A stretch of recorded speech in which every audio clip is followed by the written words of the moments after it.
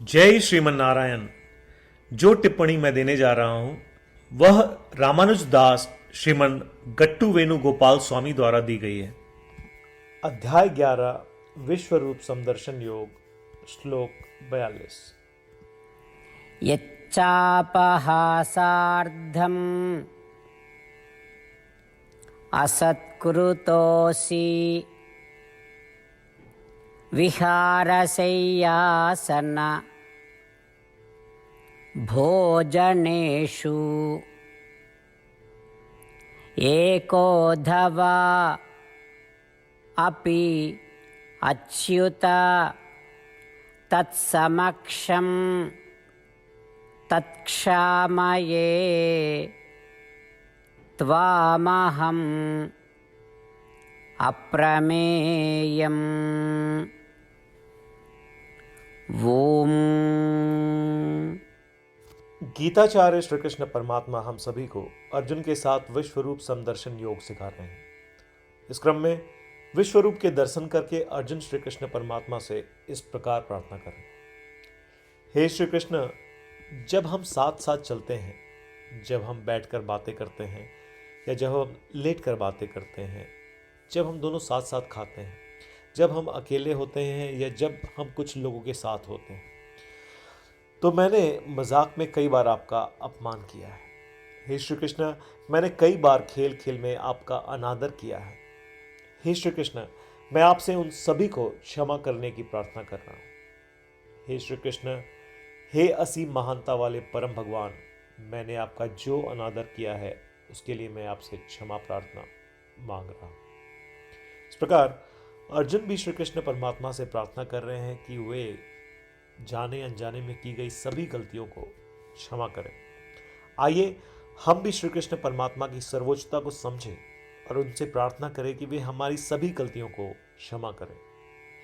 श्री कृष्ण परमात्मा या श्रीमन नारायण की शरण में आकर अपने जीवन को सार्थक बनाने का प्रयत्न करते हुए आइए हम अर्जुन के शब्दों को श्लोक के रूप में दोहराएं।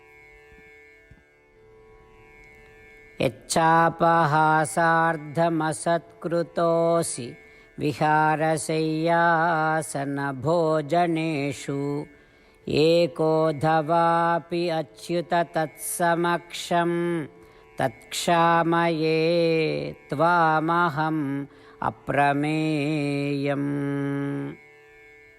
श्रीमद् भगवद गीता का संपूर्ण सार श्री कृष्ण परमात्मा द्वारा अध्याय 18 श्लोक 65 से 70 में 8 कार्य करने के लिए दिया गया है। श्री कृष्ण कहते हैं, मुझे वे लोग पसंद है जो इन 8 बातों का पालन करते हैं। मैं उन भक्तों की हर प्रकार से रक्षा करूंगा। श्री कृष्ण परमात्मा द्वारा बोली गई संपूर्ण भगवद गीता को सुनने के बाद अर्जुन कहते हैं, करिष्ये वचनम तव, जिसका अर्थ है कृष्ण, मैं वैसा ही करूंगा जैसा आप कहेंगे। यही कारण है कि श्री कृष्ण ने अर्जुन को सभी प्रकार की सफलताएं और जीत प्रदान की है। आइए परमात्मा को वचन दे कि हम इन 8 कर्मों का पालन करेंगे। ऐसी कोई पूजा, तप या यज्ञ नहीं है जो परमात्मा को यह शब्द देने से बढ़कर हो। मैं कहूंगा कि ये 8 प्रतिज्ञाएं हमें करनी चाहिए। कृपया आप सभी इन्हें अपने दिल और दिमाग में सोचें। इस प्रकार श्री कृष्ण को अपना वचन देते हुए आइए हम सभी श्री कृष्ण के सुंदर चेहरे को खुशी से चमकते हुए देखें और आनंद का अनुभव करें। जय श्रीमन नारायण। ये है हमारे 8 वचन। हमारा पहला वचन, हे श्रीमन नारायण, जैसा आपने निर्देश दिया मैं हमेशा आपका ध्यान करूंगा और आपके बारे में सोचूंगा। हमारा दूसरा वचन, हे श्रीमन नारायण, जैसा कि आपने सलाह दी मैं हमेशा आपका भक्त रहूंगा। हमारा तीसरा वचन, हे श्रीमन नारायण, मैं अपने सभी कार्य आपकी सेवा के रूप में और आपकी संतुष्टि के लिए करूंगा। हमारा चौथा वचन, हे श्रीमन नारायण, जैसा कि आपने अनुसरण करने के लिए कहा था, मुझे पूरा विश्वास है कि मैं आपका हूं और मैं हमेशा अपने हाथ जोड़ूंगा और आपको नमस्कार करूंगा। हमारा 5वां वचन, हे श्रीमन नारायण, मुझे आपके शब्द मामेकम शरणम व्रज याद आते हैं, जो आपने सिर्फ और सिर्फ आपको ही समर्पण करने को कहा था। श्रीमन नारायण, मैं केवल आपके प्रति समर्पण करता हूं। हमारा 6वां वचन, हे श्रीमन नारायण, मुझे आपके शब्द मां शुचः याद आते हैं कि आप हमें शोक न करने का आश्वासन दे रहे हैं। मैं अब शोक नहीं करूंगा।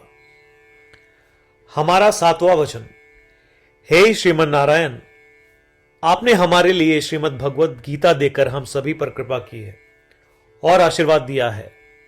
मैं कम से कम एक श्लोक पढ़ने या सुनने का वादा करता हूं।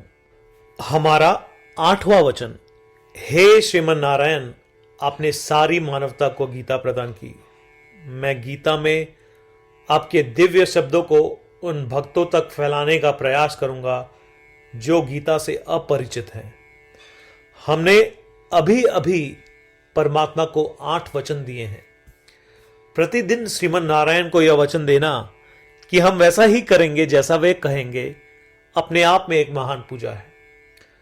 आइए हम उसे अपने अटल विश्वास के साथ अपना वचन दें। श्रीमन नारायण करिष्ये वचनम तव, जिसका अर्थ है, श्रीमन नारायण, मैं आपके निर्देशों के अनुसार कार्य करूंगा। सर्वम श्री कृष्णार्पणमस्तु। जय श्रीमन नारायण। यच्चापहासार्धम् असत्कृतोऽसि विहारशय्यासन भोजनेषु एकोऽथवा अपि अच्युत तत्समक्षं तत्क्षामये त्वामहम् अप्रमेयम्। ॐ यच्चापहासार्धमसत्कृतोऽसि विहारशय्यासनभोजनेषु एकोऽथवापि अच्युत तत्समक्षं तत्क्षामये त्वामहम् अप्रमेयम्।